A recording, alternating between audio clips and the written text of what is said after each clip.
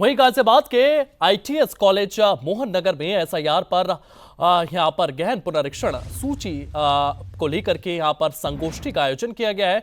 यहां पर Radhe Shyam charitable foundation द्वारा आयोजित इस कार्यक्रम में बड़ी संख्या में छात्र शामिल हुए हैं।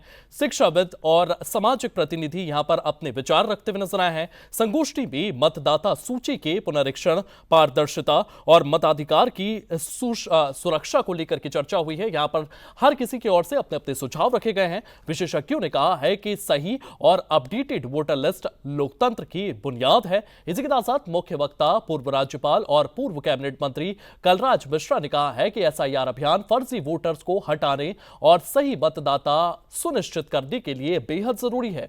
उन्होंने नागरिकों से बीएलओ को सही जानकारी देने की अपील की है। वहीं सुप्रीम कोर्ट के वकील अश्विनी उपाध्याय ने कहा है कि एसआईआर की ये जो पूरी की पूरी प्रणाली है, चुनाव की दिशा में बड़ा कदम है। चुनावी सुधारों की दिशा में यह बड़ा कदम माना जा रहा है और इसके लिए समाज में जागरूकता बढ़नी चाहिए।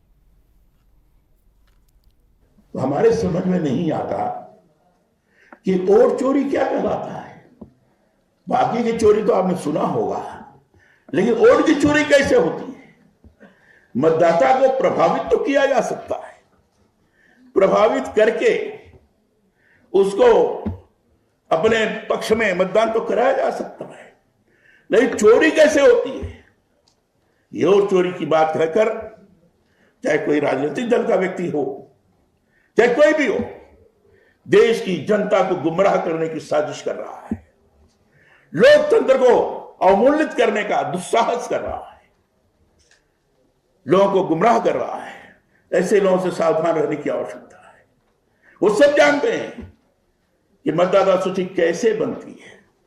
आज कहा जा रहा है बीएलओ मर गए, बीएलओ मर गए तो ठीक है, उसकी जानकारी करिए कैसे क्या हुआ। लेकिन ये आईएसआर, एसआईआर, ये कहां से गड़बड़ हो गई, इसको क्यों न किया जाए। जहां लोग नहीं हैं वहां लोगों को लगाया जाए। मतदाता सूची ढंग से बननी चाहिए और स्पेशल इंटेंसिव रिवीजन जो है ये आवश्यक है। रिवीजन करेंगे, जो मृत्यु हो गई है उनको हटाया जाएगा, जो यहां के रहने वाले नहीं हैं उनको भी हटाया जाएगा, और जो यहां के मतदाता के रूप में जो मानक को सुनिश्चित नहीं करते हैं उनको भी हटाया जाएगा। और ऐसे लोग बहुत सारे हैं विदेशी नागरिक के रूप में जिनकी अभी आदरणीय अश्विनी जी ने चर्चा की। अभी आज आपने अखबार में पढ़ा होगा कि प्रधान न्यायाधीश ने, मुझे लगता है कि इन्हीं के केस के बारे में चर्चा चल रही थी तो टिप्पणी किया। जब विपक्ष के एडवोकेट ने कुछ सवाल किया तो उन्होंने कहा क्या आप चाहते हैं रोहिंग्या के मुसलमान और बाकी के जो विदेशी नागरिक हैं यहां आए। विदेशी नागरिकों को आप पसंद करते हैं जो वहां के गरीबों के हित को भी मारते हैं, जो है आम नागरिकों के हकों को समाप्त करने की साजिश कर रहे हैं। ऐसे लोगों को आप मान्यता देते हो क्या? जवाब नहीं दे पाए।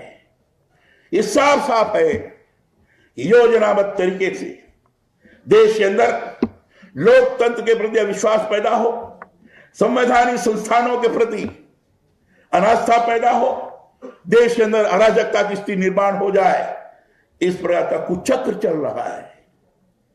इस कुचक्र को समझने की जरूरत है।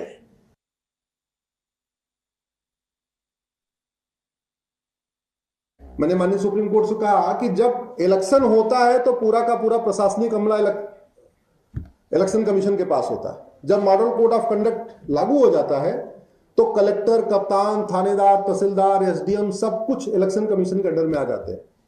क्योंकि ये एसआईआर भी इलेक्शन का ही पार्ट है। अगर एसआईआर सफल नहीं होगा तो इलेक्शन सफल नहीं होगा। अगर पूरी तरीके से शुद्धिकरण नहीं होगा वोटर लिस्ट का तो ठीक से इलेक्शन का रिजल्ट नहीं आएगा। और चूंकि बंगाल की सरकार लगातार इसका विरोध कर रही है, इनफैक्ट सुप्रीम कोर्ट में विरोध कर रही है, मेरी पीआईएल पे सभी राज्य